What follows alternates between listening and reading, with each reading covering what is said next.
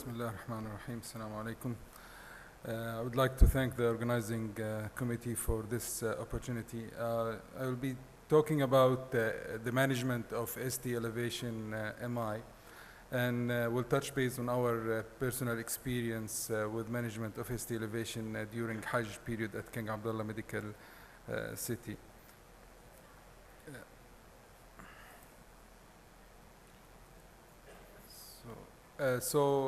The objectives of this talk will talk about ST elevation MI, its management options. Mainly we'll concentrate on primary PCI, and then we'll go to our personal experience. As we've all aware, the definition of acute coronary syndrome, and we've been talking about it, it's a constellation of symptoms for unstable angina, non-ST elevation MI, and of course, one of the topic of our subject today is ST elevation MI. And this is a classic epidemiology slide that you see with acute coronary syndrome. And really, this, the point I want to highlight that this is totally different when we're dealing with Hajj patients and Hajj epidemiology. As we are aware, patients presents with different age groups, usually older patients.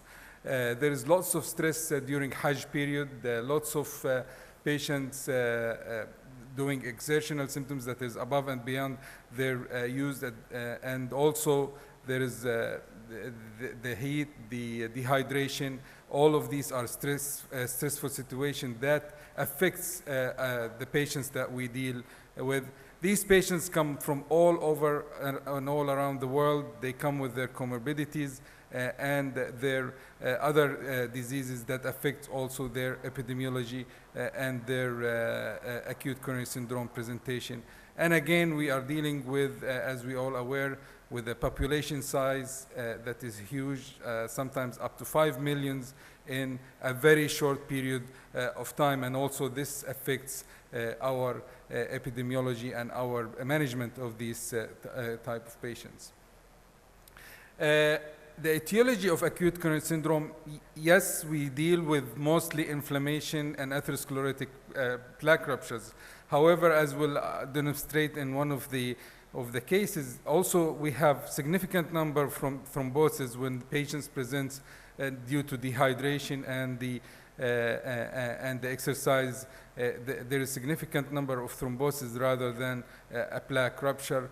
Also with infection, sepsis, and increased oxygen consumption, also we see significant number of that. This is a typical case that we get on a daily basis during Hajj. This is a 50-year-old male Hajj patient from the Philippines, presented with 2 hours of chest pain and went to a local hospital in Mecca, and his ECG, a classic inferior ST elevation MI. So how do we manage these patients? We go with the guidelines, which suggest basically that any ST elevation patient MI presents, we look for the preperfusion therapies that is available for this patient. If the patient is present at a PCI capable center, which is, we are the only center in Mecca, then they'll go for a primary PCI with a target door to balloon time of less than 90 minutes. If the patient seen at a non-PCI capable center, if the transfer time is less than 120 minutes door to balloon, then he will be transferred to our center. Otherwise, a fibrinolytic agent will be given, and then we'll decide what's next for this patient. We'll discuss these strategies in details. Primary PCI is the gold standard for the management of ST elevation MI. This has been studied extensively in the literature, and this is a meta-analysis of 23 randomized controlled trials with more than 7,000 patients. And we can see mortality significantly better with PCI compared to thrombolytic therapy. Non-fatal MI is better. Recurrent ischemia is better. Major bleed was slightly increased in PCI, but again, not much difference. And the combined MACE was much better with PCI. And this is well established in the literature. And this not only in hospital mortality or in hospital outcomes, this this outcome goes up to beyond 7 years, as in this study, which looked at the long-term mortality of primary PCI versus lytic. One important factor that we all talk about time is muscle, and this is a very important factor with thrombolytic therapy and with primary PCI. And the more time you save, you would save life, and you can salvage much area with these patients. With primary PCI, each door to balloon time would affect the patient. And as you can see here, if you catch the patient in 0 to 1.4 hours, the in-hospital mortality rate is much less than if you wait for beyond 3 hours. So really, we are dealing with a very sick patients, and time is a very important in this type of population and these patients. I'll just touch base on thrombolytic therapy. It is an option, especially if when the anticipated delay of performing PCI is within 120 minutes. And we can deal with this, especially during Hajj time, where traffic affects and transportation might not be easy, especially in particular times and particular days during Hajj. So this is still an option that we use during these patients. However, there are options for these thrombolytic patients. The transfer AMI study looked at patients who arrived to a non-PCI capable center, and they were randomized into 2 groups. The first group, called pharmaco invasive strategy, where the patient was given thrombolytic therapy and then transferred immediately, regardless of free perfusion or not, to a PCI capable center, and a PCI was performed within 6 hours. The other group were standard treatment. They were given thrombolytics, wait for the resolution. If the ST resolved, then the patient will go electively to the cath lab beyond 24 hours. If did not perfuse, will go for rescue PCI. And there was a significant difference in these patients with MACE, 30-day MI, death, re-MI, heart failure, recurrent ischemia, and shock was significantly lower in the invasive group compared to the standard PCI or standard thrombolytic. And that's why really affected on the guidelines. So there is a class 2A indication for transferring patients post-thrombolytic to a cath lab for PCI as a part of invasive strategy in stable patient, where PCI can be performed within 3 to 24 hours. Of course, patients with cardiogenic shock should go to the cath lab immediately. Also, if failed perfusion, this is another indication to transfer these to the cath lab. As we probably all aware, there has been an update on the 2015 ACC guidelines, mainly for aspiration thrombectomy. Aspiration catheters is basically a catheter that has a microhole in it that you take and take the clot out of the vessel. It's been in the market for many years and studied in several trials. One of the earlier trials that looked at it was TAPAS trial, which was published in 2008. And this was really not a hard MACE outcome, really looked at myocardial blush grade, and it shows good outcomes at 1 year with better, less myocardial blush mainly with the thrombus aspiration compared to conventional PCI. However, this has been challenged in a much bigger trial just recently published in the New England Journal earlier this year, which is the total trial, which looked at patients who are going for primary PCI, and this is a 10,000 patient study, and the outcomes, really the primary outcomes, was not different between routine use of aspiration thrombectomy compared to to regular PCI. And there was even a hint towards increased stroke in this trial, and that's why really it affected the guidelines just last week. In 2003, the manual aspiration was reasonable for patients undergoing primary PCI with a 2A evidence. However, this has been changed in 2015 as no benefit. So no benefit level of evidence A because of the total trial as routine. So routine aspiration thrombectomy before primary PCI is not useful. However, we don't have really good evidence for selective or bailout aspiration thrombectomy in patient undergoing primary, so this was classified as 2B. Another issue has been touched base on recently is what do we do with a non-culprit vessel. So patient comes with an LAD occlusion as part of the culprit trial, and he have a CIRC lesion or an RCA lesion. So what do we do with the non-culprit vessels? And this has been addressed in, again, several trials. One of the largest was the PRAMI trial, again published in 2013 in the New England Journal. And it looked at patients, around 400 patients went either just PCI for the culprit lesion, and the other one was left for symptoms, or a fixing of the culprit, and then deal with the non-culprit either at the same sitting or different sitting. And again, there was really the significant difference in primary outcomes of non-fatal MI, death from cardiac causes, refractory angina, and we can see better outcomes with fixing the also non-culprative or called preventive PCI in these patients. And also this affected the guidelines last week with this being 2013,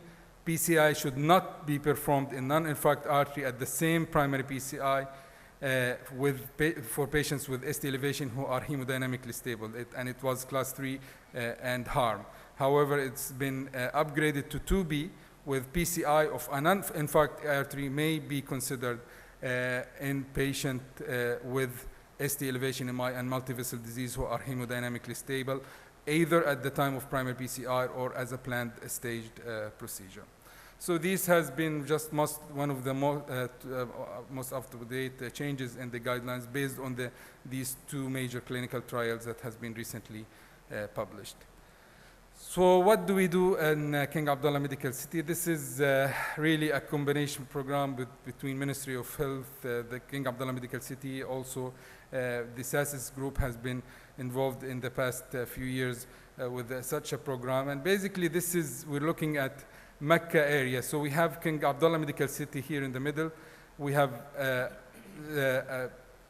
5 local hospitals, Al-Noor, King Faisal, Ajiyad, Zahir, and Hira. And also we have almost 8 seasonal hospitals which just work during Hajj period, the 15 days, where there are 3 in Mina and 4 or 5 in Arafat. And all of these are staffed with cardiologists that have a first-hand look at these patients and then decide whether they need to be referred or not. And we have a protocol that is distributed to all these patients. So any patient with ST elevation MI, the classic presentation diagnosis of ST elevation, you give them the ABCs of management, and then you decide.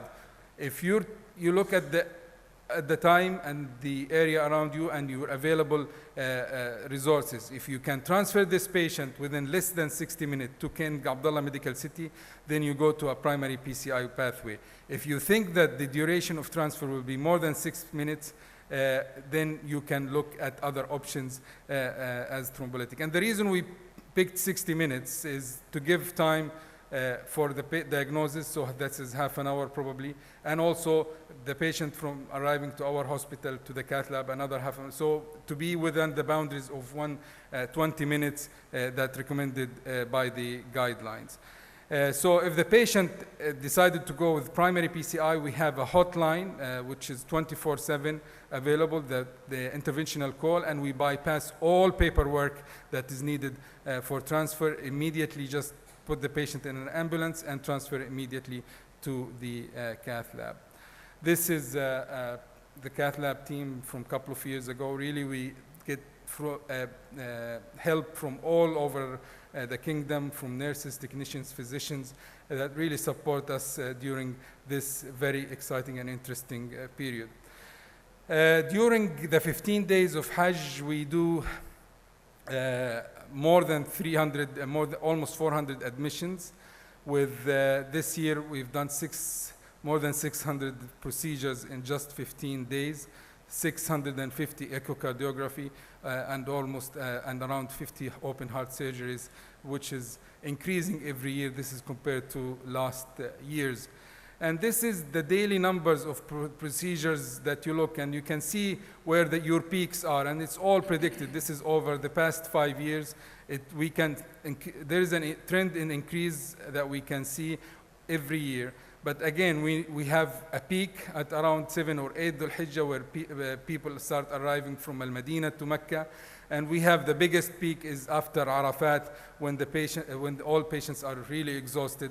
So we have another peak there, and we can predict our staffing plan around these numbers to try to accommodate these patients. And so the cath lab works 24/7. No matter you arrive at day or night, there is work. There is really no difference. We split into 2 shifts, 12-hour shifts, and we provide this service 24/7 for the patients. As we can see here, most of procedures are coronary angio, and more than around 30% PCI. And then we have ICDs, TPM, balloon pumps, pericardiocentesis, and other procedures. 50% of the patients are Hajji. We still get the external, also the local and the non-Hajji patients during this period.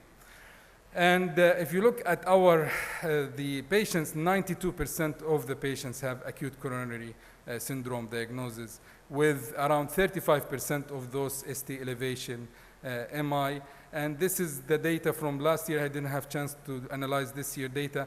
Primary PCI last year was more than 55% of these patients. I think this year we're even more, probably we're approaching 60 to 70% of these patients would get primary PCI. We still need to analyze the door to balloon times, but I think looking at it just roughly, it looks favorable with, I think, in keeping with the guidelines. I think will probably be more than 70% of the patients arrive within the time frame. So just back to the case, I remind you, this is a 55 from the Philippines with inferior ST elevation MI. He came with primary PCI, and this is the first look at the RCA. And as you can see, it has clots all over, everywhere. We tried to balloon it, really did not help us too much. In this case, we decided also to go with thrombus aspiration. And finally, we were able to manage to get this picture, which really patient that is full of clots from top to bottom, with whatever this is, either lesions or spasm, you really can't tell or don't know. So really, the more you work on this, I think things will get worse. The patient was much more stable at this point of time, so we decided to stop and give him GB23 inhibitors, Aggrastat and heparin, for a couple of days. And we brought him back to the cath lab after 72 hours. And this is his anatomy before doing anything. You can see this is still a clot, but TIMI3 flow, all the distal lesions that we were seeing and thinking of intervening on has gone because it was all spasm. And really, with this huge burden of clot, we decided just to put him on warfarin and dual antiplatelet therapy and treat him medically. And this is the point I'm trying to point out as an example here. We deal with lots of these patients. These patients with hypertension, they have ectatic vessels. And once they start stressing themselves, they go into dehydration, and they form a clot with no clear plaque rupture. And we deal with that, especially during Hajj period, for a significant number of the patients. Still, we deal with the classic plaque rupture, but this is really the type of patients that you need to keep in mind during your primary PCI. Just to summarize, we are dealing with high-risk patients. The importance of time has been established in the clinical trials, and primary PCI is the favorable and the gold standard, I think, when you are able to get the service within the 90 minutes or 120 minutes if you are transferring. Again, I think there's still a role for thrombolytics, especially during long transfer times. And we touch base on the new changes in the ACC guidelines for non-culprit and aspiration thrombectomy. Thank you very much.